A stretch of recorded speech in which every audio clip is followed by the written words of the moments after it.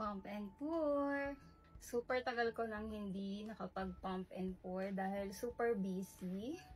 So, ayan, Mommy. By the way, I'm using itong nursing dress na pang breastfeeding and also pwede ding pang pumping.